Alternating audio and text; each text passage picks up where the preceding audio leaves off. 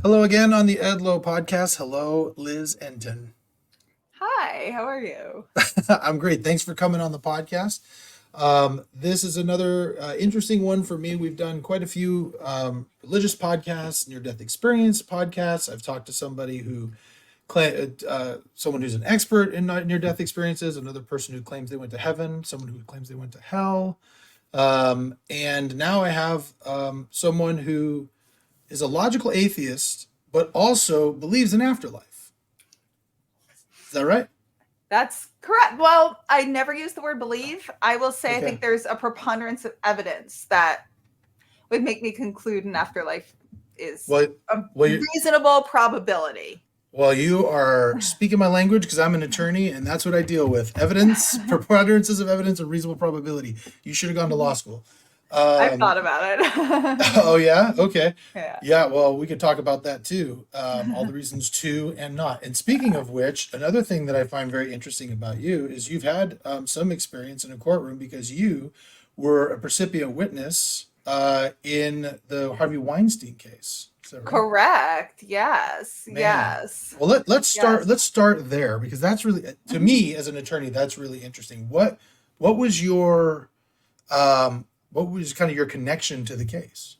So I was a secondary witness, which means I verified the testimony of one of the accusers.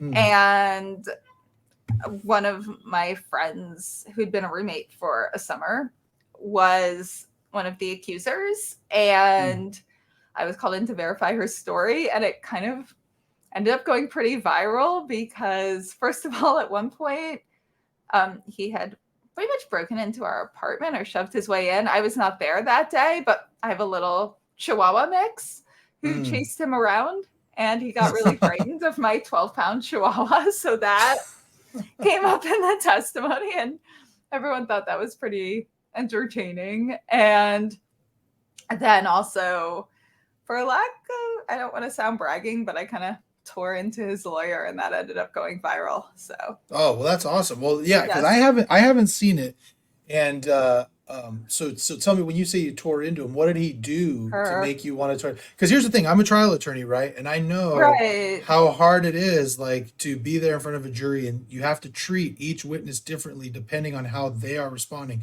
I've never done a case like a Harvey Weinstein case. Actually, I know one of the attorneys who was very integral in that, Oh, which but attorney do you know? Are you allowed to um, say? I'm not, Okay. the thing that's interesting about it is uh, that if you go the wrong way, you can really screw up. Screw up your whole case really. So tell me Okay. exactly what it is that the defense attorney um, did that made you kind of go off on him. It was a her. I mean, she Oh, didn't do anything wrong. She was defending her client as she should. I mean, right, right. everyone from the serial killers to serial rapists to, Mm-hmm, the average shoplifter. I'm not saying mm-hmm. shoplifting's okay, but I certainly have empathy if someone's struggling financially who might turn to shoplifting. Every Yeah. single person deserves an attorney who fights for them. So I don't think she did anything wrong, but I was going to defend my friends. So she was, and I was going to fight for the truth and share Mm, the story. And I guess she kept trying to say things such as, well, allegedly. And I was like, no, not allegedly. mm-hmm. And, she was doing her job and she was trying to, you know, make my words fit her Right. narrative. And I Just wasn't wasn't, having it. yeah, yeah, yeah. Man, so your roommate was one of his Mm-hmm. accusers, one of his Yes. victims. And Yes. so was it a situation where she had come home and kind of told you that this had occurred, or was it strictly because he broke into the apartment and you were a witness to that occurring? Um, just heads up, I'm gonna have to probably, and you probably know this, be a little careful everything I say Mm-hmm, because I don't know to what extent they're appealing. hmm. But I think it should be. I trust that it's okay to say all this, I guess. Yeah. Yeah, she told me the Mm, story. So, mm. Oh, and okay. All then right. I corroborated her Yeah. story these years later, saying, this is what she told me. And I shared exactly what she told me. Right. And so that's in a lot of these cases because we know that in particularly in sexual trauma cases like that, Mhm. sexual assault cases, that very often uh, the uh, the victim doesn't come forward for a long, long, long period of time. And so whenever that happens, there's a question of why didn't you come forward before? And so having a witness like you who can corroborate, yeah, she was telling me back then that this happened is so integral to those cases. So you played a huge role. Oh, thank you. Yeah, yeah. And, I mean, yeah. uh, um, Again, I always have to be a little careful. I'm like, I just want to start saying all this stuff, but Right. Right. obviously, No, I I. understand you're kind of guarded, and I get that, Mhm. but it's interesting to hear that there's you say you're a secondary witness, but I just wanted to emphasize that even a secondary witness is so critical to those types of cases for that very reason, because it's very often the defense. Well, if it really happened, she would have said something beforehand, and she's just coming in because there are all these other accusers, especially someone like Harvey Weinstein is very powerful and he's a big name in Hollywood. There's always oh, this is just a money grab, this is just for fame. So having someone like you is so important to show that this is not something that just, had that type of that had that type of spin on it. So that's awesome. Gotta Thank say, you. it's Yeah. scary. I'm sure it's scary. I know I have a lot of witnesses who come in and testify. For me, it's not a fun experience for most people. It's scary. Um, Am I allowed to say I really enjoyed it? you're allowed to say whatever you want. Yeah. Okay. I mean, yeah, as a lawyer, I thought it was obviously scary for a moment, but I actually found it really, really enjoyable. It felt like getting to use your knowledge with awareness of the experience to fight for social justice and be heard Right. and help my friend be heard. And so I really enjoyed it. And I really enjoyed the pace of having to think on your feet in the moment because, Mhm. it's like I knew exactly what happened and someone's coming at me so fast trying to spin Mhm. things. And I enjoyed the strategy of that, if that makes Mm. sense. Yeah, yeah, and I think the thing that what you're trying to say there is, it's funny because attorneys they're always strategic. Their questioning Mm-hmm. is strategic. I know that when I Mm-hmm. question witnesses, I know, like one of the cardinal rules when you're cross-examining someone is you never ask a question you don't know the answer to, right? And so Right. you're always asking questions in a specific way to elicit the kind of story that you're wanting to portray to the jury. And as a witness who has information and catches an attorney who's maybe doing that for, yes, defending their witness, or defending their client, but their client is very guilty, you Yes. know, Yes. you definitely have to make sure that attorneys don't put words in your mouth, which good ones Mm-hmm. can do. So, Right. So I enjoyed that. I enjoyed kind of instantaneously on the go trying to figure out her strategy. I mean, it all was coming very fast and it was very kind of lost myself in it and sort of the feeling. Yeah, I guess it was constantly every question I knew was coming out of strategy. So what was the strategy behind that? And I just moving at that pace with mm, a cause I care about, something I knew I was true. I knew I had the truth on my side. I'm assuming his defense attorneys, I can't say I know this for a fact. So allegedly, his attorneys knew he was guilty. mm, I'm most likely guessing, but again, just because he's guilty doesn't mean he doesn't deserve representation.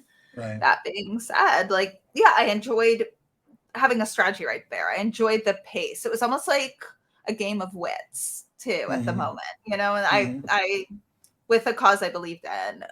Yeah. So I guess I don't want to say a cause that sounds like a big picture cause, but within this Well, moment, knowing his well, guilt, but it is a cause you believe in because you believed your friend because your friend 100%. your friend was assaulted, was a victim.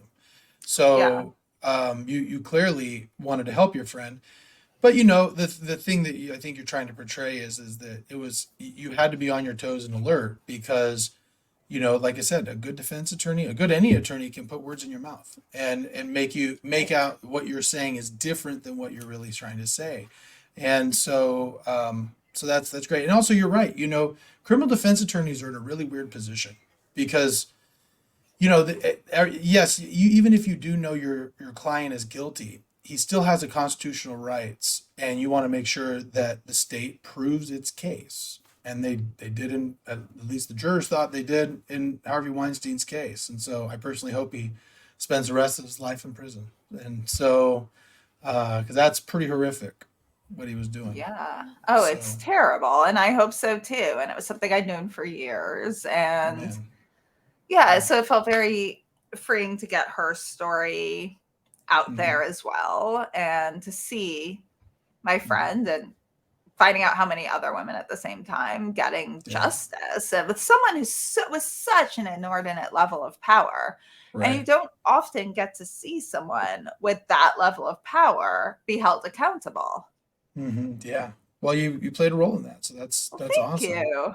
Thank you. So I'm now just curious tell, if you don't mind me asking you one thing yourself, if that's okay. Are you yeah. defense or prosecuting attorney or? I'm actually a personal injury attorney on the plaintiff's Oh, side. So I represent people who've been nice. in car accidents and you know, slip and falls, premises liability cases, you know, products liability cases. So it's a civil cases, but on the plaintiff Okay. side, similar to a prosecutor. So Oh, interesting. yeah. Okay. And even the civil attorneys, the defense attorneys, as much as I hate the insurance companies, they're entitled to representation too. And so, but yeah, but they're pretty terrible too. So anyway, um, so now let's talk about you a little bit, your background. Where did you grow up? Tell me about your family. Sure. So I grew up in New York City in Manhattan. I'm an only child, two parents. It was pretty much the three of us, Mhm. and that's that's my family. That's how I grew up. Mhm. Yeah. Now, so were your parents all, you know, you're a logical atheist, but were your parents particular religious or not? Not religious. I think so. My dad was Jewish. My mom's Hmm. Protestant, but Oh so we wow. were pretty culturally Jewish, and the culture I grew up in was pretty Jewish, but not religious Jewish, very secular Jewish. Hmm. And yeah, my parents were very secular. Everyone I was around was secular. So I Hmm. think there's often not a misconception because I think the majority of people who identify as atheists are people it's usually considered something someone arrived at through a bit of a Hmm. backlash against religion. And it wasn't like that. It was just the default. Like it never even crossed my mind there Hmm. was a God. And in my culture, I don't think I ever met anyone who really believed in God in any real way. It was just sort of felt like a cultural reference. Like you would go to again, I grew up in a pretty Jewish culture, so I'd go to a lot of bar mitzvahs, and there'd be prayers mentioning God, or on the holidays we would, but it just felt like a kind of reference to history rather than anything anyone I knew believed. Hmm. Did your dad? It's interesting because my dad, also Jewish, converted to Mormon, Wow. and so that was, I have Jewish family, and I think that they're more secular too. But did he follow all of like the dietary laws or anything like that, or was it more just Oh, none of not that? at all. It was Right. just like the humor. Like we didn't follow dietary laws, but we liked some of the food. Like we'd have like Right. bagels with lox and cream cheese. I mean, not kosher, just we like Right. the Okay. celebrated the holidays with the fun parts. We never fasted on Yom Kippur, but we would do like Passover Seder, celebrate Hanukkah. And it was Mhm. just, I mean, the Jewish holidays or Christmas from my mom's side fell in the line with all the holidays we celebrated growing up, like Mhm. Mhm. Halloween, Yeah. religious holidays didn't mean anything different than any other holidays growing up. My dad, so my dad lived with his grandparents who were Christian, and he and his, you know, his brother and sister were Jewish, and so his parents, his grandparents got a Christmas tree, but would tell them it was a Hanukkah bush. And Oh, I so love they so they were like, so they would go, they didn't have a lot of Jewish friends in their area. They grew up in kind of a more of an urban area. But when they did have Jewish friends, they'd always ask them where the Hanukkah bush is, and they had no idea that that wasn't even really a thing. And so until much later. So it was funny because when my parents got together, my dad had no problem with celebrating Christmas or any of that stuff, just because like he just always did, you know. And so Mhm. now, as far as your upbringing goes, was there ever any discussion of religion or God or any of that? Or you mentioned like it was kind of something that just you just always kind of defaulted to atheism, but were there any conversations about that? Not especially. I mean, again, religion was more just a culture. I mean, when I was very little, my parents explained death and they're like, oh, you go to heaven and sit on a cloud. And I mean, they explained like the most cliche version of heaven to a very small child. And as I got older, that became clear to me that was like a fable, like the tooth fairy and Mm, everything else. So, and we just didn't talk about it. Once in a while, I'd be like, I wonder what happens when you die. But, essentially, remember I was a little older and I had said something about reincarnation. My mom's like, yeah, that would be nice if it was true. That seems to be a bit of a myth or a bit of mm, a, fantasy. It was just clear. I mean, that there was just no reason to believe in that stuff. But again, it was so irrelevant in my culture. No one really talked about God. I mean, a little bit in school, but more in terms of philosophy. Like by the time I was a senior in high school, I was taking like this integrated philosophy type class, and they talked about religion some there, but in terms of philosophy, not in terms of expecting anyone to believe it, or it was mm. just no one really thought to believe it, I guess. And remember, like I think in ninth grade or something, we learned a few stories from the Bible in one of my classes and learned about how they were symbolic of humanity. But yeah, there wasn't really anywhere I went that told me this stuff was real. It's interesting because it seems to me, I've run into some atheists who are Mhm. very kind of almost argumentative about it. Yes. Like they know I'm particularly religious, and so they always want to kind of debate me, but it seems to me you're a little bit more just kind of like, well, I just never have believed, and if you believe, fine, but I'm not necessarily a believer. Like a little more, you seem a little more open to all of these ideas. Have you always been like that? Yeah. I mean, I never really cared if someone was religious. I never thought it was a big deal. Like, I didn't, if I ever met someone, I was just like, huh, okay. I mean, I started meeting a lot more religious people in college. I went to college in Austin, Texas, and I was Mm, just like, okay. Like, I mean, how would it affect my life? The only time I think religion, I've had problems with it is if somebody's like, this is my religion. Now I am passing a law that you should live by my personal religious beliefs. That's where I mm, have a problem. mm, Otherwise, I mean, I just found it disrespectful. I was to ever argue with someone about it. Like, why would I care? And I was just like, oh, interesting. They believe that. And I actually thought it probably seemed nicer than thinking when you die, you die. So why would I want to mm, take that away from somebody or have them not think that? And I didn't really, the religious people I knew overall, a couple I knew were kind of like in more what I would call, maybe grew up like what would be religious trauma. Like I think a lot of the atheists that are very argumentative, from what I have seen, are the ones that are the skeptics that won't even look at the evidence of an afterlife and seem angry that I'm studying it. They seem to have a form of religious trauma. And I met a couple people like that, which is, it seems in my opinion, like the religious trauma is when they try to like a lot of like sexuality shaming, especially if you happen to not be straight, but also like it seems like especially against women, mm, also even heterosexual women, like wanting to control women's fertility, like all that stuff is, I don't think so okay. And that's where I've seen people have the backlash. But if people are just like, I believe in God, or to each the, so it's a very much to each their own. I just can't to say I know or that how the whole creation of the universe works and I know it for a fact and everyone else has to be wrong, or to care that someone might interpret that differently. Again, as long as you're not passing laws, like why would anyone care? That's what I don't understand. mm, That's where I get mm, a little mm. like, why? So would you categorize yourself as an atheist as opposed to agnostic? Is that because like an agnostic person acknowledges there might be a God but just doesn't know it, whereas an atheist doesn't believe in God at all? You fall more on the atheist side? I think think so, in the sense, and I guess maybe it comes down to how do you define a God, but anything of like the Judeo-Christian, biblical, Torah God, just, I mean, that's why I'm an atheist. Like, I believe it just, maybe the correct word's evidentialist, and I have yet to see any evidence of a definition of God. And even though I've seen lots of evidence of survival of consciousness, but to say, yeah, I mean, I guess I don't think there's a God. That's what I'm at this point.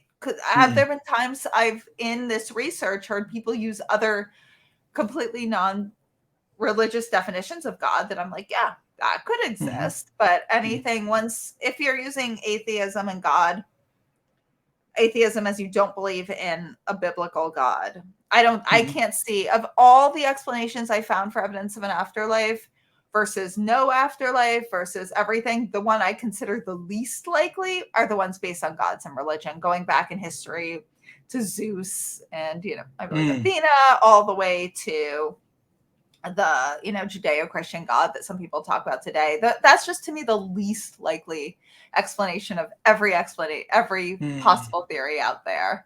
But so a couple questions on that. First, sure. I find it, one of the things I found really interesting when speaking with experts on this, what I found really interesting is that people who've had near-death experiences tend to describe seeing God, but like in their own culture. So, if you're Muslim and you have a near-death experience, you describe it as Allah, or if you're Christian, you describe it as Jesus. And what I've heard from that is, well, that's just because there's no word to describe what they're seeing and they're just using their own words. But does that, you're shaking your head as if you've seen that evidence yourself. If you see that evidence, does that evidence to anything that there might be some godlike form, even though it may not conform to, say, a Judeo-Christian or a Muslim type? Does that suggest any sort of creator entity to you?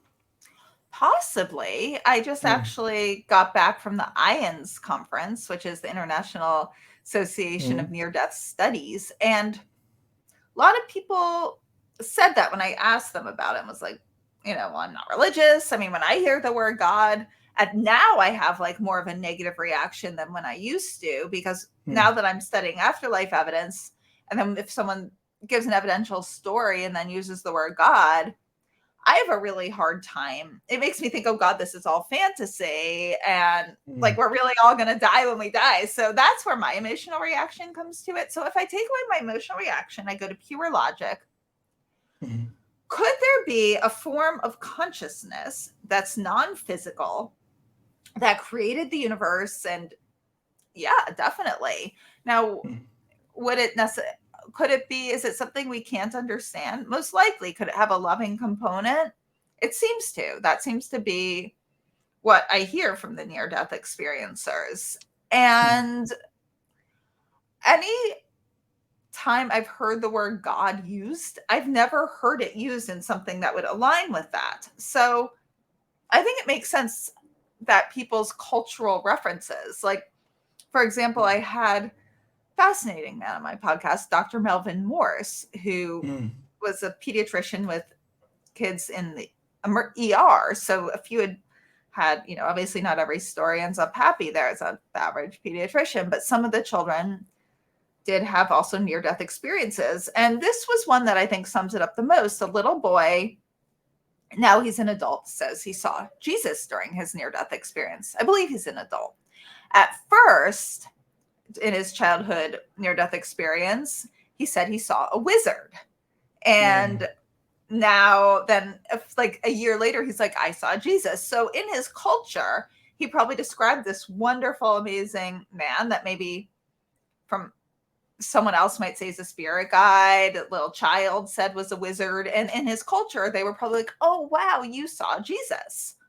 So that's how it was defined. And the people also have near-death experiences. Also, as you touched upon, say we don't have the vocabulary for this stuff in our culture, in our world. So, because it's another dimension. So I think God is the best word that some people have for this. And could it be a consciousness that created all this? I doubt it's one single consciousness, and I doubt it has the qualities. I mean, I want to be very respectful of anyone religious. So this is, Sure. I hope this isn't offensive, but the biblical secular interpretation of God that I hear doesn't seem like a very worship worthy consciousness. It's like a little petty. It's really into like who people sleep with. It's really like, has problems with a lot of things that seem like, I mean, some of them you hear you should dress this way. I mean, just things that are so shallow that I already feel I'm above. And I don't consider myself a especially highly evolved person. So right. I can't believe, so whatever being it is not concerned about like if two men fall in love or, Well, I think, as somebody who I would say deals in logic, but is also religious, I think that the thing that if I were to respond to that as somebody who does believe in the Judeo-Christian God form of consciousness, I would say what we have to remember is if we believe like the idea of God going through prophets, right, which is what all the people who write the books, God is using imperfect vessels to write these books that have been changed over time, and it does appear that the God of the Old Testament and the God of the New Testament seem to have very different views on humanity and how they should. I mean, the Old Testament is filled with all sorts of stories of really terrible wars and killing people, and depending on who they are, people get stoned to death and things of that nature. And then the New Testament God is more about love and unity and all that stuff. But I think that when you're looking at God and how people are describing him, just as the people are describing God in their own cultural way now when they have a near-death experience, prophets are doing their best in their imperfect way within their culture to interpret the experiences they're having with God.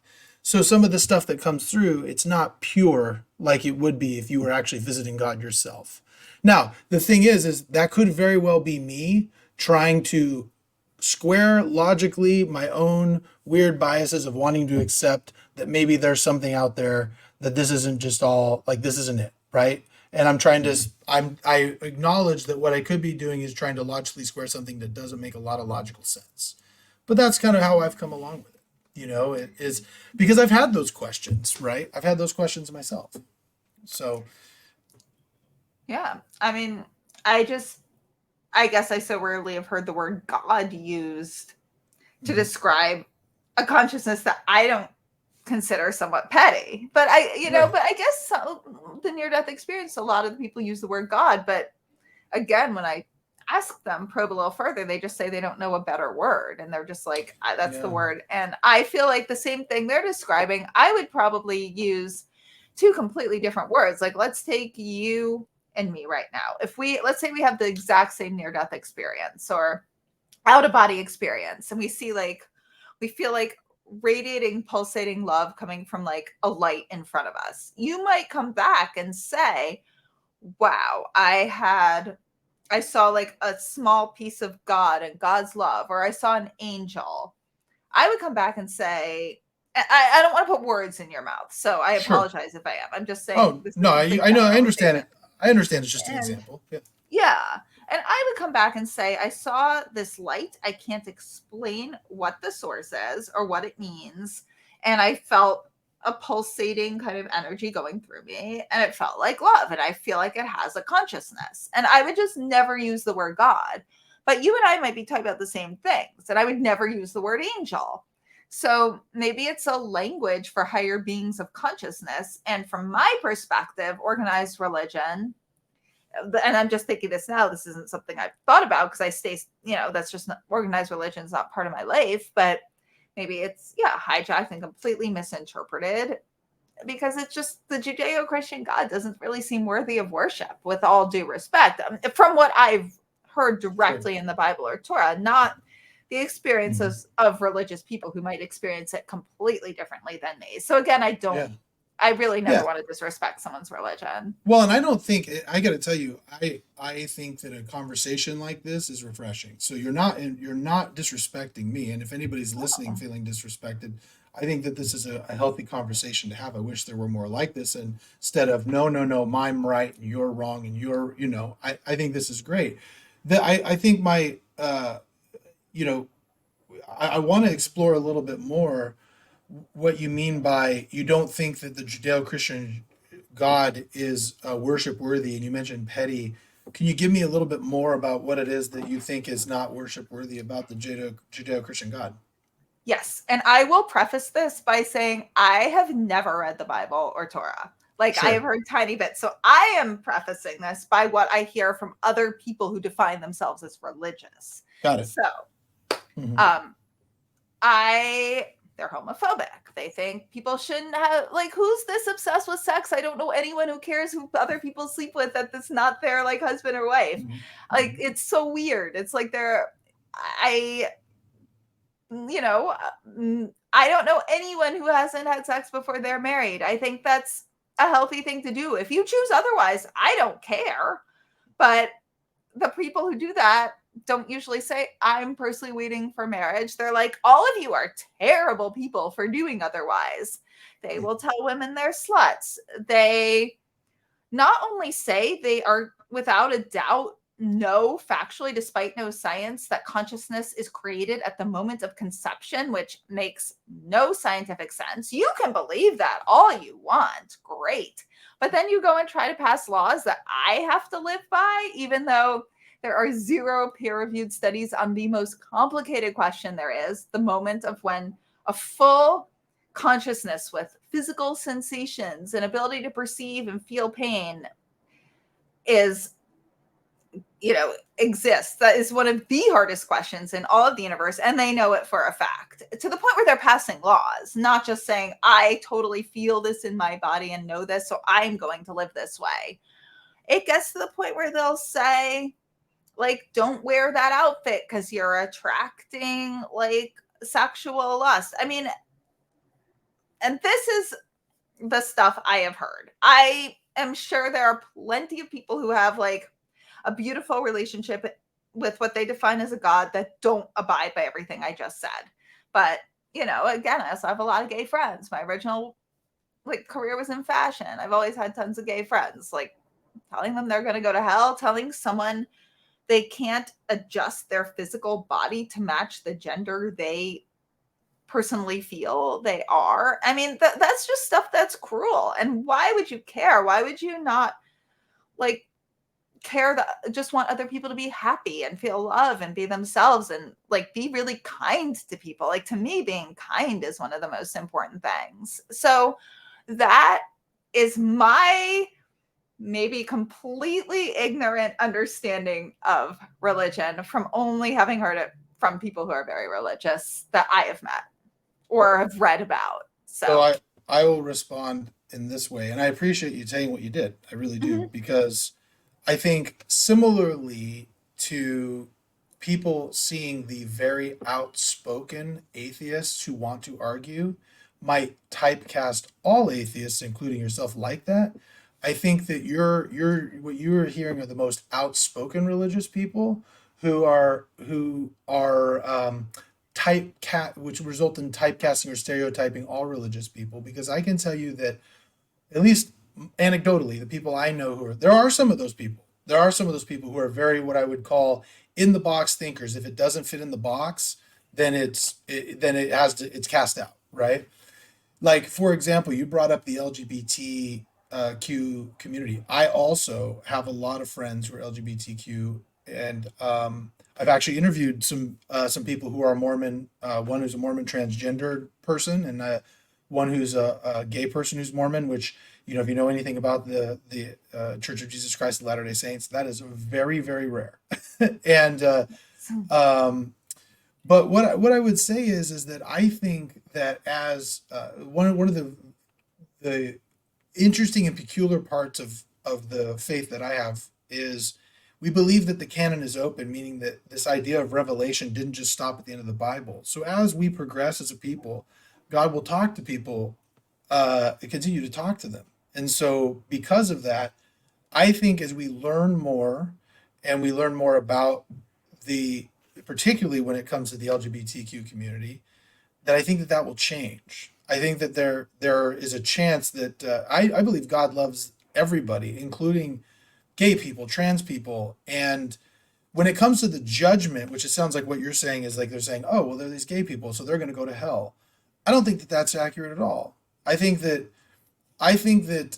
if you read the Bible, it says that God is a perfect judge, which means that he judges the heart. So if there's something like, let's say that it is God's commandment that you're not supposed to be gay, right? Let's say that is, but he put something in you that you are. That doesn't seem very fair. So I think that God would be a pretty jacked up judge if he sends them to hell when he put that into them and made them that way, right? So I think that God is, luckily we're not the ones who have to judge. And the problem that you're seeing is that these people who you're talking about are judging when they're not supposed to.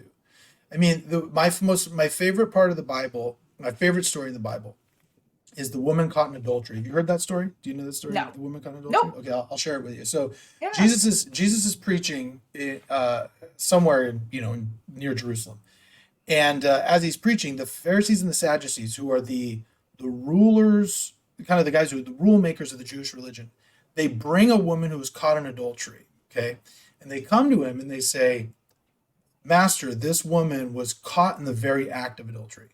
And he said, now the law says we're supposed to stone her to death, right? What do you think we should do? And he looks at them and he says, let he is without sin cast the first stone at her, right? Oh, I've heard that line. Whoever Right. is without sin cast Right. the first stone. I didn't know the story behind it. Okay. Or Right. those Right. who live in glass houses shouldn't throw stones or something. Or... Right, exactly. So my point is that the end of the story is everybody left because they started remembering their own sins and left. And the woman came to him and he said, where are thine accusers? And she says, they've all left. And he says, well, or she said, none condemn me. And he said, well, I also don't condemn you. Go thy way and sin no more. Right. So I have to add one. Oh, I'm sorry. I should let you finish. Oh, I was just going to say, I was just going to say, the point of that is that Jesus is sitting there. If we are supposed to be Christian, Jesus is sitting there and looking at a woman who clearly broke God's law and showing love to her anyway. And he's the judge. So if that's the case, I think these people that you're seeing are not truly doing what a Christian should do. Okay. So anyway, what were you going to say? I was going to say, and that is what you said is a much more loving, but he is without sin. Why is having sex not married a sin? That's insane. I'm sorry. That's asinine. No. With all due respect. It wasn't just having sex. It was adultery. So she was married and was having an affair. So a little bit different. But still, that's but not kind. That's not right. I would not be okay. Right. So my point is that you're right. Like some of these things don't some of them sometimes don't maybe make sense. But my point is that even if they are true, God is a loving God. And I think that people who are out there and calling people bad names or looking at the woman who's going in, the 16-year-old girl who's walking into an abortion clinic trying to make the most difficult decision in her life and calling her a murderer, I just don't think that is necessarily, this is just me speaking. This is the gospel according to Josh Edlow. I just don't think that is really the way we should go about it. I don't think that that's very Christian, but that's just me. So, but what I'm trying to share with you is that not all Christians are the way that, that you've shared them. But I want to go back to you though, before we go back into that, because we talked a lot about that. So how did you go from being an atheist believing, I'm assuming at some point you didn't believe in any afterlife. How did you then graduate to now you do believe in an afterlife? Again, I think there's a preponderance of evidence of an afterlife. Right. I'm not That's convinced. Right. Yeah, so it's a big thing. I make sure to clarify I don't believe anything. Oh boy, I have 20 hours. There right. is so much evidence to think that the source of our consciousness is stored in non-local type of quantum particle, for lack of a better word, has nothing to do with the God. First of all, so the very first thing I found was it was kind of a thought of desperation in like the depths of my grief when it was clear my dad was not going to make it. And I thought about a few things first. Like, I guess the very, very first thought I had was time travel. You know, it wasn't logical, but, you know, in the depths of like non-functioning, not able to even stand up grief, I thought, so much of science fiction comes true. So Right. is there any possibility of time travel? Which sent me down path of reading a lot about quantum entanglement, Einstein's theory of time relativity. And I was like, okay, well, if time is not this fact we're experience like that we're trapped in, that it's a lot more mutable and changeable, what else that we perceive is different? And to find out that their time travel really is possible. It's not practical. You can't sit and do it. We can't physically build a machine to travel faster than the speed of light or even close to the speed of light. But the fact that there's theoretical possibilities to alter time just really opened my mind. And so the very first thought I had that led me down, oh my God, there's probably an afterlife, or at this point, a drop in a bucket of possibility, was I thought, okay, so let's say, and I don't think this anymore, but that the neurons of our brain create an experience of consciousness. And, you know, when they turn off, that's it. Now, this happened once for me. I'm me. But why could another set of firing neurons in, say, 200 years create another me? Not Liz, not the same person, but at least the experience of a me getting to be in a person. I don't get to experience being you. If I'm not here, you're conscious and I'm not. But in 200 years, just a set of neurons could create another human that would be a me, that I could have consciousness. And so I Googled that. And I found doctors Jim Tucker and his mentor, who has since passed away, Ian Stevenson. They are, I'm just going to use the present tense for both of them because it's easier than saying were, but they are child psychiatrists at the University of Virginia and professors of psychiatry, as well as having private practices. They study cases of kids with past life memories. And there's a whole division at the University of Virginia that studies this, as well as afterlife research in general. And these child psychiatrists would go find cases of kids with past life memories and go verify them. And there were some cases that were completely verified. And again, they weren't nothing spiritual. They weren't talking about reincarnation and karma. It was just so fact and data driven, and it just blew me away. Absolutely blew me away. So what you're saying is there were kids who could remember a past life and they could go and verify that what they remember from the life actually happened? Yes. Wow. Which is just the most mind-blowing thing. The strongest case is, I mean, there's so many strong cases, but the one that apparently absolutely blew Dr. Tucker away to the point where he's like, okay, this has got to be real.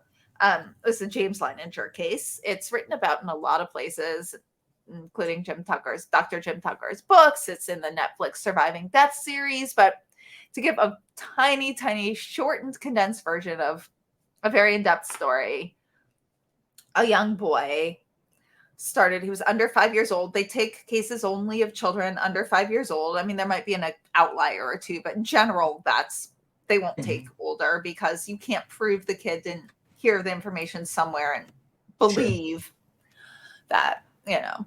So this little boy is like having horrible nightmares. He had these toy airplanes, and every day he's like playing plane crashes and screaming, plane on fire, little man can't get out. And finally, the parents end up calling in Jim Tucker, and he notices the kid is trauma playing the way a child would if they had actually witnessed a trauma in this life. This wasn't a game. And it was really, kid was in horror. And then all this research, the kid knows all this stuff about airplanes that are just inexplicable, like very outlier, unique, I guess obscure is the word, not outlier, obscure facts about some obscure planes that were used in World War II. He knows facts about these World War II fighter jets. He knows facts about World War II. He goes to a World War II museum or airplane museum and knows all these details. He said something was wrong about the naming of one of the planes. I mean, I might have that wrong. Hmm. He then has these little like army dolls, and one had like blonde hair, one black hair, one red hair, and he gave them each a name. So after loads and loads of research, they trace a man who matched everything this little James had said and find out everything. He died. He'd been a World War II fighter pilot. He died. Like they end up tracing back to his army buddies who now are like white-haired elderly men. He meets them, this child, and they share memories. The men, when they'd had their hair, their certain colors, or maybe they were men who'd passed away, I don't know, but nevertheless, the doll's hair color matched up with men who'd been in his Air Force troop who had that color hair, and he'd given them corresponding names. And he met his sister, now an elderly woman.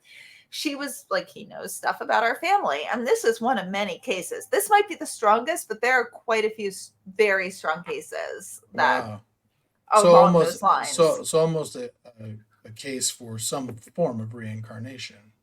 So, yeah. And this is one of many cases. And then there's weird consistencies. Like, I started following blogs, and so many parents would be posting things like, this is so crazy. My kid just kept saying when I was big, and would share a memory. And that's not strong enough to go bring in like Jim Tucker, but nevertheless, it's this consistency. Kids across the board say things like until a certain age, like when I was big. And it's just, I mean, that's anecdotal, but there's just piles of that. And it just blew me away. So now, as you start, do you sometimes question yourself if, similar to me, like sometimes I said, I go, now this could be very much me trying to just confirm my own already preconceived notions of what, God and all these things are like. Do you sometimes question yourself as maybe some of the things that you're filtering them in a way to help you with your grief of losing your father? Is that something? Every day, all the Oh, time. Yeah. Oh, all the time. Oh, yeah. I mean, that's why I say preponderance of evidence, most likely. I mean, there could be other answers. I could be doing that. There could be an answer for everything I've seen, because also, again, all the research of near-death experiences, signs I've gotten from my dad. I've delved very deeply into studying mediumship, and that I think that it's very unlikely. I'm just interpreting it that way. In the beginning, I thought that all the time, but the amount that comes together makes that highly unlikely, especially when you get into studies on mediumship and actual studies or my own readings that I score. But I can't rule that out. That would be absolutely can't rule that out, especially because everyone else studying this has a bias too. We all have grief. I think it's incredibly rare, not all of us, but I'd say almost all of us, of the 8 billion people on the planet, don't want our consciousness wiped out. And then also it could be physics could find an answer for everything that I've experienced, and the answer could not be survival of consciousness. Right. So, do you know Bob Ginsburg? Have you heard of him? He's like my mentor. He's one of the most, he and Fran Ginsburg, who sadly passed, they're two of the most important people in my life. Yes. Oh, well, he's the first one I podcasted with. He's the first interview I did, and he was awesome. He sent me down this rabbit hole. I found him and Fran very early in my research. They are, I almost consider them like second parents. They are like my rocks and two of my favorite people in the world. So yes, I know Bob Ginsburg very well. Okay, yeah, Bob was super helpful, and I occasionally email with him after every one of these ones. I send an email. I'm like, do you know this person? This person sounds pretty credible. Do you know this person? They sound a little crazy, And so yes. He's gotten those emails from me too. Yeah. So the thing that's interesting though is his work in scoring mediums. So are you, when you say scoring, are you using his scoring? Like, are you using the same score sheet? Pretty much. I mean, I started scoring way before I even found Forever Family, but it's pretty similar. I think so. Yeah. I mean, I don't do it maybe as precisely as he does, but I would set up columns where I was like, like huge, like amazing. How did they know this? Huge hits. They also keep aspects of their scoring kind of secret at Forever Family. But they would have I would have columns that are like huge hits. No way they could have known this. pretty good, neutral, you know, completely wrong, and then future. That's what I did. And so I would go through and I would, you know, see what they got right, see what they got wrong, see how many questions overall. But, you know, I found it hard to do an actual percentage because it's just, let's say a medium gets 90% wrong, but they get 4 hits that are so remarkable that it's unbelievable. And then let's say they get everything right, but it's a little, you know, it's a very unmathematical, or it's somewhat semi-mathematical, but not mathematically flawless. Well, right, because if For medium ratings, they get 4 big hits that outweigh the 12 that they got wrong. That's, yeah, there's a little bit of a qualitative view to that too. Yeah, I found it so fascinating that they score and they flunk almost everybody. He's like, yes, yeah, yes. and so you explain to the listeners who are listening to this what mediumship is.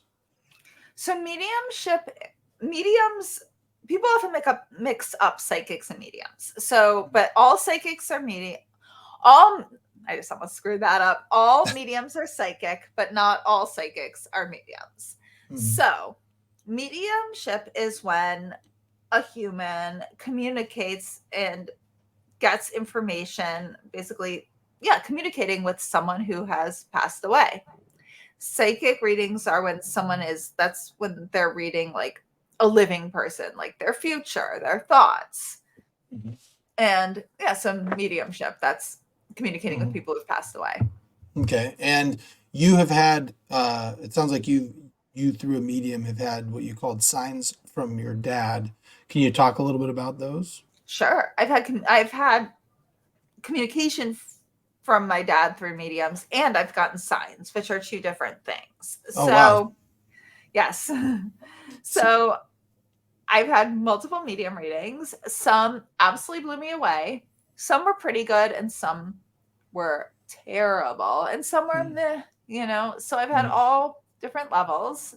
I also go by the it's called the white crow theory, which is, if anyone doesn't, I assume most people actually don't know this because I didn't know any of this till I started studying this, but William James studied in, I guess, the late 1800s, studied psychic mediums and ended up studying a medium called Leonora Piper. And there's a beautiful quote. I'm not going to quote it perfectly, but he essentially said, like, if there's one, just to show one white crow disproves the theory that all crows are black. So if one medium has been proven to really accurately do this, that means that there's something going on, like a type of survival of consciousness. So interesting. So can you give us an example of a communication that you received from your dad? Through a medium or a sign? Yeah. Oh my God, so many. So I've had some know his name. I've had some know specific memories that we shared. I'll give an example. Like, my first medium blew me away. She knew my dad had a favorite color. I in my book, I disguise some things so I can still get verifiable medium readings and keep everything. I'm not expecting. I don't need to know your dad's favorite color. That's okay. Yeah. Well, in the book, I put it as green, which maybe is true, maybe isn't. So mediums can't eliminate. Maybe it's, you know. So she was like, why am I seeing a burst of green? And it wasn't like just, oh, he likes that color. It was like significant. Like, he has a room in our apartment, my childhood apartment, that's that color. Or he would always get like green candies. So she's like, I'm just seeing this burst of green. She knew that my grandmother had lost a newborn baby, which, I mean, there's no record of that anywhere. She knew so much about my dad's personality. I mean, it's really, we live in a building number 120. And this was just, I thought, really interesting. She kept saying, and like when my dad was in the hospital, he kept saying, oh, I was home this morning. I'm going back to 120. I mean, it's not saying reality, and not saying conscious, which is a whole other conversation. I have new theories on that. But at the time, I was like, oh my God, he's, you know, hallucinating. And she kept saying, what happened January 20th? Your father keeps showing me something about January 20th. I was like, nothing. I don't know. She's like, I don't know. He showed me a 120, 120. And I was like, holy shit, And then, she, like, this was very much his personality. She, in the end, kind of laughs and she's like, I just asked him if he wanted to say he loved you or had any message, like he loves you. And she said, And he basically said, she knows what I think of her, which is exactly what he'd always say. He'd be like, Dad, I love you. And he'd be like, okay. I'd be like, Dad, don't you love me? He'd be like, you know what I think of you. Come on. And so, yeah. And I mean, she's one of many readings I've had that are evidential like that. So, yeah. So when you have a reading like that, does it sounds like it gives you hope that there is an afterlife. Yes. And so how, has that helped you in coping with the grief and loss? And let me ask you, was it unexpected that your dad was passing, or did you know it was coming? It was a little of both. It's not as unexpected as like a car accident or heart attack, but it was pretty quick. He had a stroke, and then within 3 months he was gone. Like the day he had the stroke, he went into the hospital and wasn't himself again. There were some days he was more coherent than others, but. And how old was he when he passed? He had me a lot later in life, so he was in his mid-80s. He was like, late 50s when I was born. So. Oh wow. Okay. Wow. So this helps you. Does this help you cope with the grief of the loss? Oh my God, beyond. I don't even have words. It's made the biggest difference imaginable for me. Yeah. So what has been the most convincing evidence you have seen for an afterlife? So, I want to add one little bit about mediumship, and then I will answer that. One part that I think is not as known is you mentioned Forever Family and the scoring, certifying mediums using science-based testing. And there's also divisions and departments doing research. There's Dr. Julie Beischel and Mark Bacuzzi, who have co-founded together the Windbridge Institute. They do up to quintuple blinded studies on mediums. Dr. Jeff Tarrant scans mediums' brains, and they have unique brain activity when they're giving medium readings versus psychic readings. Those are two different brain activities, and they have very unique brain activities compared to when they're not giving medium readings. And it's just, that's just a small part of the research. Again, I mentioned earlier the Division of Perceptual Studies at the University of Virginia. I know like some of the researchers there, such as Dr. Ed Kelly, have done studies on mediums. So it's just, there's very serious researchers studying this. So I just wanted to add that to mediumship that I think people don't really know about. Well, no, I didn't know that it was that fully researched. That's crazy. It's semi-fully. There are very few researchers doing very in-depth, very good research, but there needs to be so much more. There's just no money for it, Right. So right. I imagine it's hard to get grants for stuff like this. Yeah. Incredibly hard. Yes. Right. Yeah. So now let's back to the question. What has been the most convincing evidence to you of an afterlife?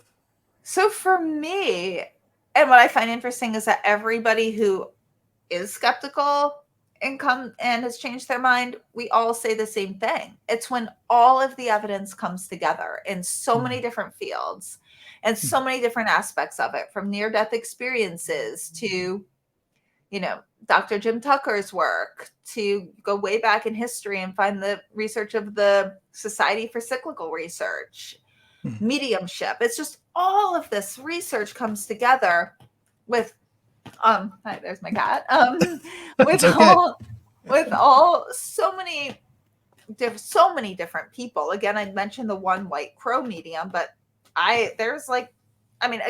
only a tiny percent of mediums past Forever Family or have shown to be highly accurate, but there's still a lot of them.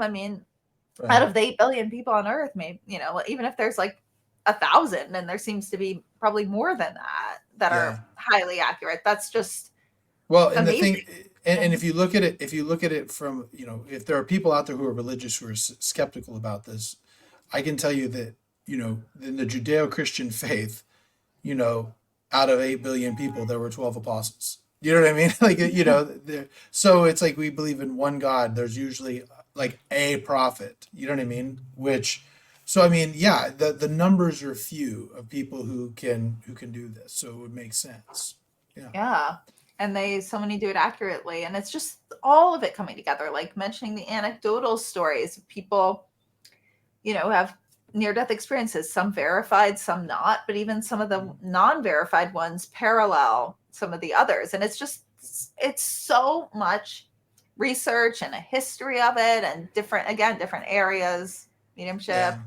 near Yeah. death experiences, out of body experiences. It's signs from the other side that people get. It's just becomes, when you just start to put it all together, and the amount of people that see it and the amount of smart people in general, when researchers delve into this, and I can't say 100%, there's never 100% anything. Most tend to conclude that either there's an afterlife or that there's something inexplicable going on, that the laws of physics are different.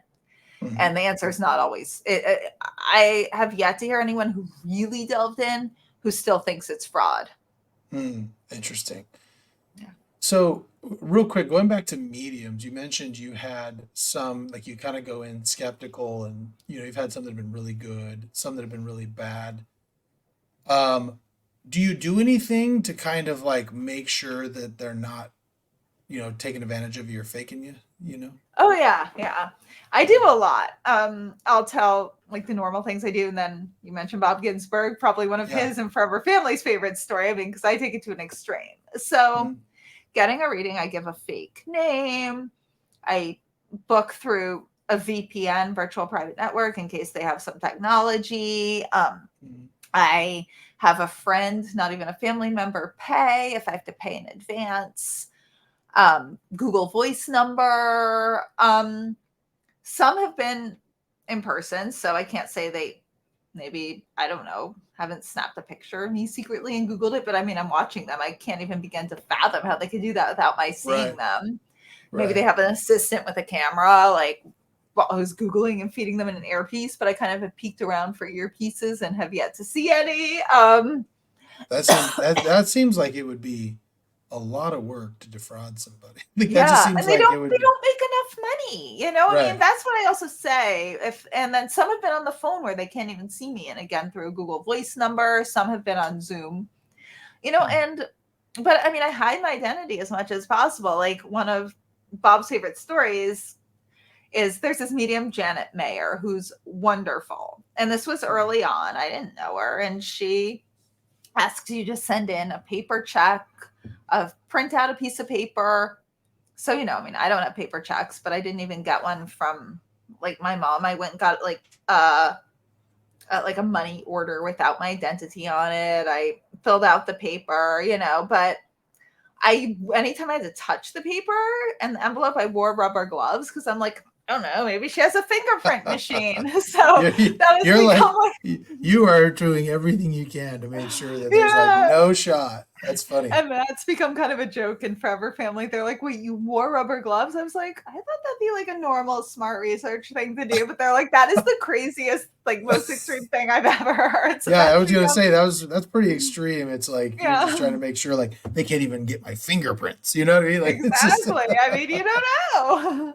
right, If like man. I started now instead of in 2015 with like facial recognition technology, I'd probably wear like a huge facial mask now and be like, I don't want you to see my face.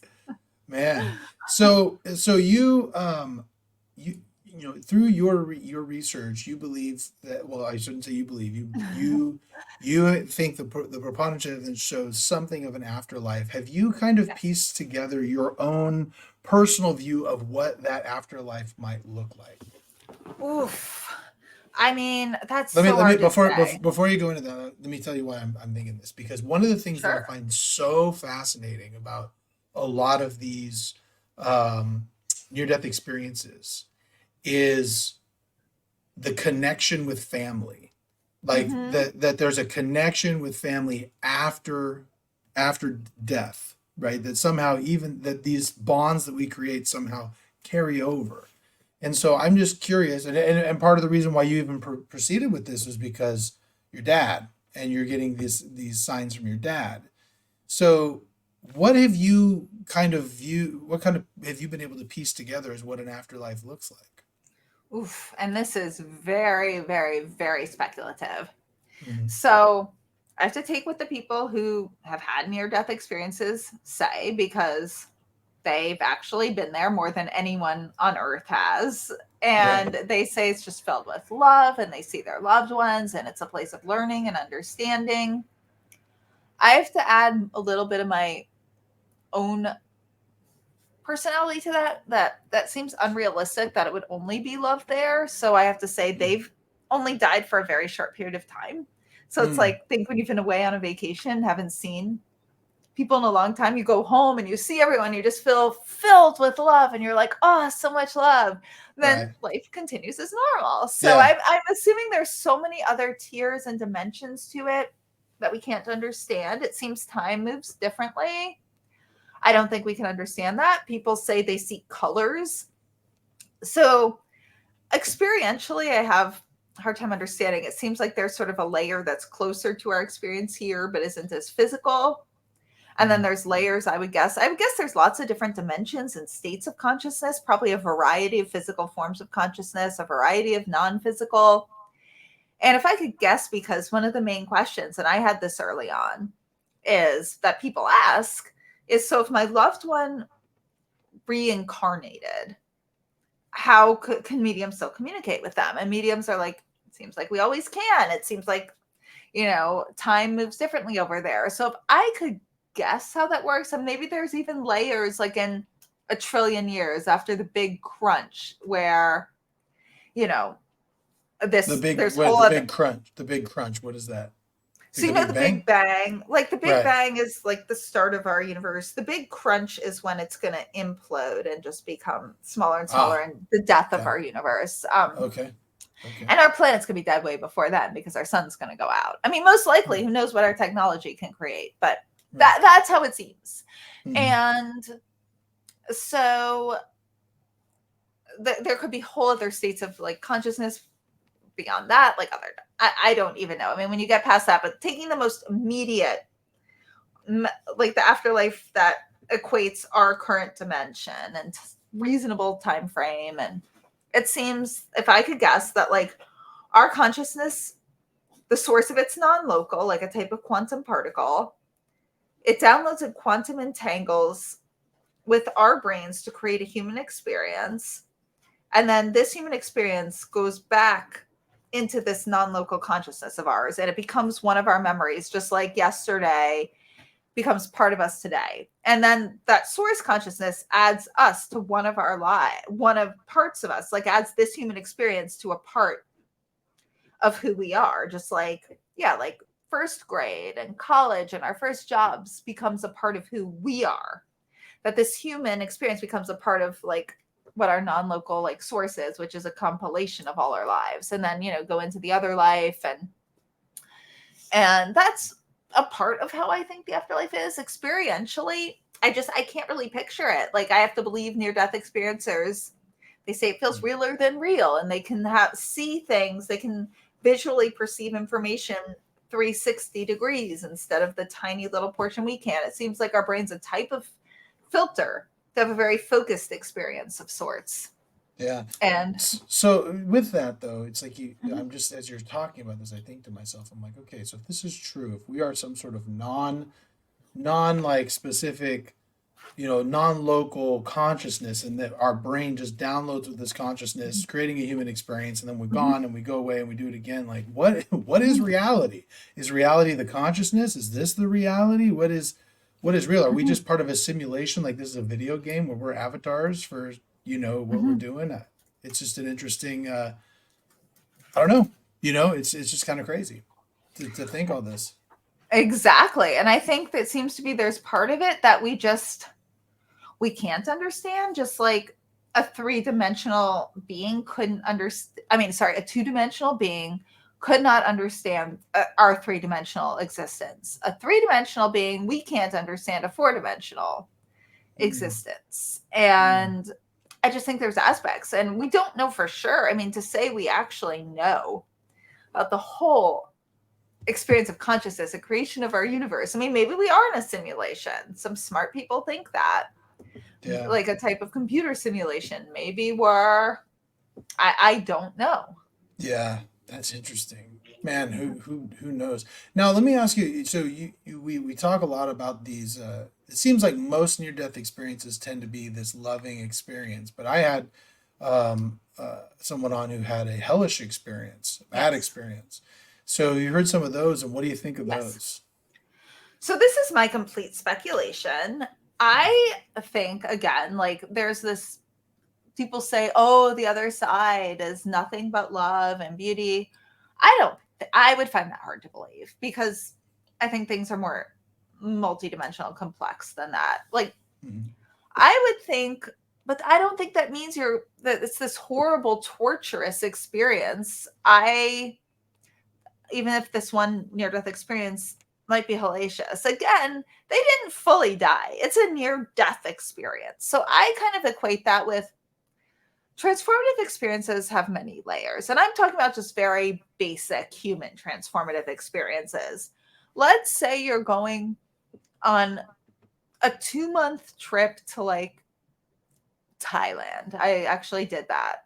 Mm. Maybe you have like the worst plane ride there. Maybe it's like super turbulence and you're terrified. And like you get there and they lose your luggage and it's storming and you're really lonely. And you got there like you were supposed to arrive and meet a group for like a program and you accidentally got there 2 days early. And so you're by yourself and like you forgot your phone charger adapter, so you can't charge your phone and you can't reach your family, and just like everything really bad, and you're really scared, and you get to the hotel and it's like the worst place ever, and that's really horrible. Horrible, Mm. and you're lonely and scared, and things are changing, and maybe it's just not so bad, but you're suddenly really, really homesick. Like when I first went to sleepaway camp, I spent the whole first week in agony crying.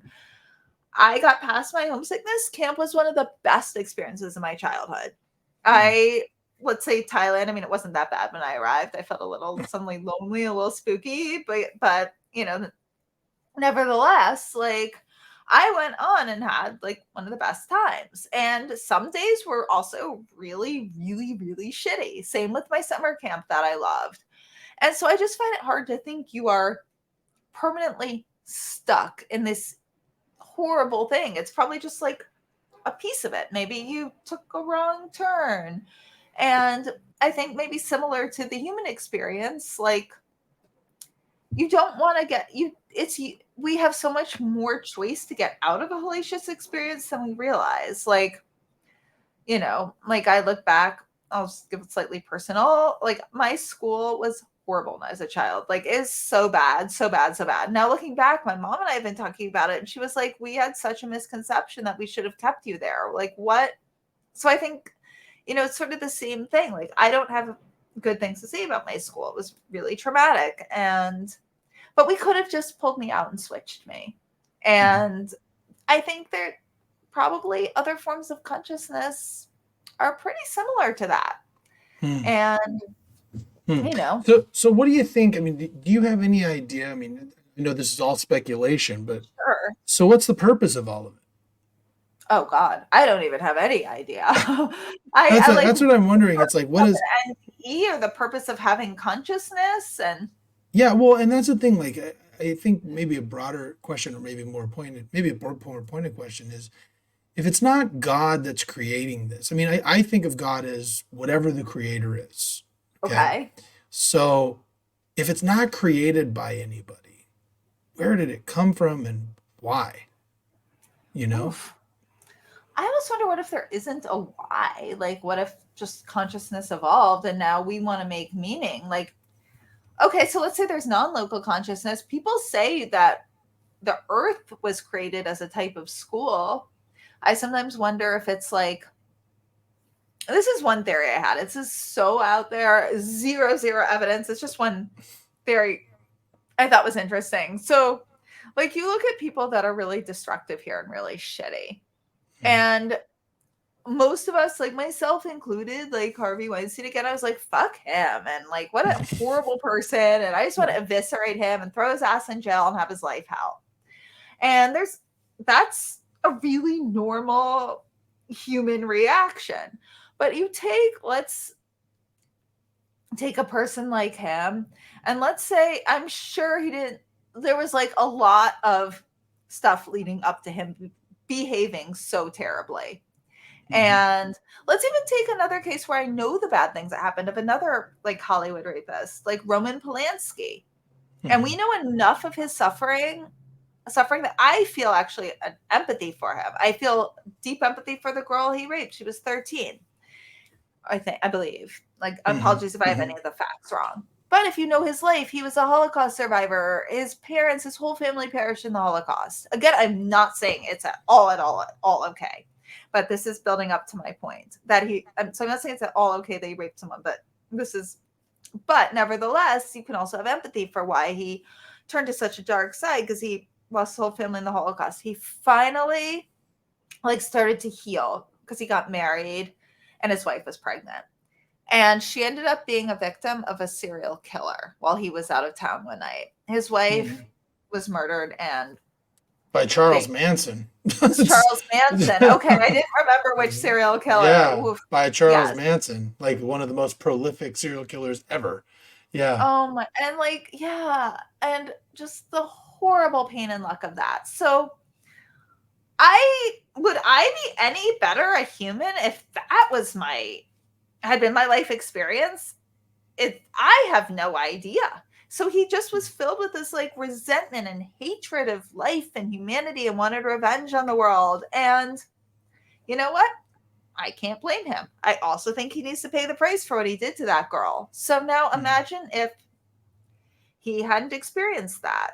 And so and you take someone, like take a child, like probably Harvey Weinstein had a horrible childhood. I don't know, or some shit happened and who knows what. But like, let's say very early on, people saw like some form of his suffering and were like, let's rehabilitate you. Or people without the opportunities that Harvey Weinstein had. Like when you hear like a lot of prison documentaries, it's people, almost all prisoners like grew up in poverty, again, almost, and had like abuse in childhood and just have a level of pain they don't know how to exist. So I almost think, and going to prison overall is not rehabilitative, but like getting love and engagement and like care and healing. And most crimes would probably be prevented if people noticed pain in children. So there seems to be, if I could guess, the earth is almost like a type of filter. Like, let's say there's like really sort of dark, they give dark matter, but like sort of like empty, cruel, like type of conscious energy in the universe, and a really loving one. It's maybe almost a filter to like heal that dark, sort of painful energy, saying that like we also experience non-local consciousness, and this might be a solution to sort of transform that. It's like a filter, getting it to like transform into a more loving, happy energy. Well, that's interesting. I total don't know. Theory. I don't know. Yeah. Well, and it's interesting. I had one more question I had about this whole experience is, I've talked to a lot of different people, and do you know where this afterlife is? Like, for example, I had a guy named Mark Hunter Brooks on. I don't know if you know who he is. No. And he was interesting. But he had this idea of it being, if you change reality to like a wave-based reality, he said it'd be like turning a dial, and the afterlife would just be all around us, but it's just turning a dial to a different frequency, and then we're all there. Yes. Do you think that like the afterlife is all around us? Do you think it's somewhere else? Do you think it's just another dimension or another reality within? What have you seen in your research that it seems to be like? It seems to be a type of other dimension that almost, I would say, similar. Like you turn a dial, and it's just another literal dimension around us, another frequency. And again, like sometimes our consciousness is in a physical being, sometimes it's in a non-physical, and these are all different frequencies that we're tuning into at different times. And a human body tunes into a specific dimension and frequency. So I think his is a pretty, I would guess, fairly accurate description, that it's some form of different wavelengths. But I also think there's probably other lives we live in other planets and other solar systems that are also physical, that are also within our dimension. That would be my guess. And then other states of consciousness that are in other dimensions. I just watch my 10-year-old playing video games, and I watch them and it looks so real, and I'm just like, Mhm. I hope that there's not some 10-year-old that's just, I'm like some avatar for some 10-year-old off in the, like making me do all these things. And I was like, you Oh, couldn't come up with something better? No, maybe. I don't know. Maybe that is it. I'm like, oh, that could be it. yeah. So Liz, let me ask you, where can I notice you have a book there, that you've Yes. written. Tell us about your book. Yes. So my book describes my story. My book is called WTF Just Happened. A sciencey skeptic explores grief, healing, and evidence of the afterlife. I also have a podcast also called WTF Just Happened, all about the afterlife, no woo. And so my book tells the story of kind of a bit of what we were talking about here, from when my dad first got sick and how I assumed that there was like zero chance of an afterlife, all the way to, it's all the stuff that initially changed my mind, as well as like kind of just talking about the raw grief of those days. And it ends in, I believe, about 2018. And then I Mm. have a second book I'm working on now that I'll be publishing in a few months, about that picks up like 2018 to like 20, probably 21. So yeah, and this just talks about like Dr. Jim Tucker. It talks about my first medium reading. It talks about some fraudulent medium readings I Mm. had and discovered. It talks about getting to meet Bob Ginsberg and his wife, who, as I mentioned, sadly passed away, Fran Ginsberg, who became my number one person. It talks about kind of Mm. getting to first meet mediums as real people. And I'm like trying to figure out the ways they're cheating and, Yeah. and just Yeah. other people along the way that I met that really helped build up the evidence and change my mind. And your podcast, do you have guests on and talk about this with them, or is it more just you're speaking, or both? I have guests on. I don't speak Okay. that much on it. Yeah. I Oh, have okay. guests. Basically, it's people along the way who've helped me think there most likely is an afterlife. A lot of the Awesome. people who influenced me, and, new Awesome. people that I learn about them, like, wow, your research is fascinating. And Yeah, no, it really is. It's interesting considering where you come from, coming from a skeptic and atheist background mhm. to coming to this. It's very interesting. I ask everybody three questions that I want to ask you. Sure. First, what would you say? These are just more questions about you, really. What would you say is your biggest success in life? Ooh, that's a hard one. I like to think that life is filled with like little daily successes. I'm pretty proud I wrote a book. I think being open and changing your mind is a really big deal. I think very few people really do that. So I would say being like open to changing my mind and having changed it is something I feel pretty proud of. Mhm. And hopefully my book has helped some people. And yeah, I guess helping get Harvey Weinstein in jail. I have to claim Yeah, that as a success. yeah, But that's yeah, yeah, that's yeah. great. No, I It's hard think to it's say really great. I success think because I little, yeah. I think it's remarkable that you bring up when we're talking about success being open minded, because I think I heard it described one time as uh, a closed minded person is somebody who takes information and filters it through what they already know. An open minded person is open to the idea that maybe they're wrong. And I love the fact that everything that you've been saying here, you've acknowledged that you may be right, but you also may be wrong. And there's so many people out there that don't do that. Like you said, there are people, I know them, religious people who, nope, this is the way and there is no other way. And if you're not doing it my way, you're doing it wrong. And it even happens in between, like as I see this in my own church within the Mormon faith, where there's two Mormons there and one's practicing it this way, and the other one's practicing it this way. And the person practicing it this way, even though there's no reference for it, they believe that they're doing it the right way, and it doesn't make any sense, right? So I think the fact that you're willing to look at things and progress and learn is really remarkable. So I think Thank that's great. you. Now the Thank next you. now here's the next question. This might be even harder. What would you say is your biggest failure, and what did you learn from it? And again, I sort of go through that. I think every day is filled with many little failures as well as many little successes.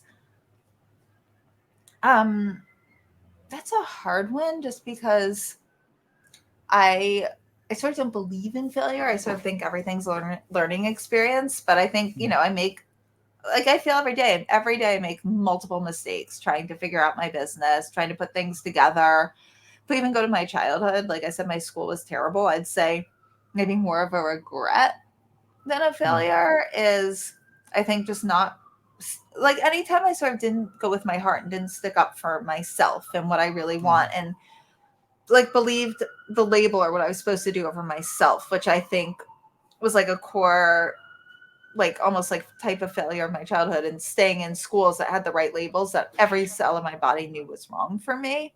And then I think I would say I've had multiple failures along my life where I did that. And that has been like a theme of failures I've probably needed to fix. Well, we all have our own weaknesses that we're working on multiple times. But real quick, and I know I know we're kind of coming towards the end, but you keep referencing your school as being bad. What was bad about it? Were you bullied? So I have two. Both schools were actually really wrong for me, and I'll go. Yeah, and I can run a little over an hour and a half if you need me to. That's fine. Okay. Yeah. So they were New York private schools. They were incredibly, yes, they were very mean, sort of bullying, very, very, very academic. I'm more like a creative kid. I was literally studying so much I felt I had to give up everything I'm actually interested in.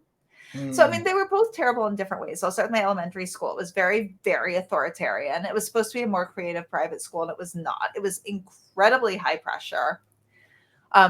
Very, very rule-based, very like everyone had to wear a uniform, very uncreative, very structured, very like gray and sort of deadened. And there was a lot of bullying. There was a lot of cruelty and just kind of giving up every part of yourself to kind of fit this very strict mold.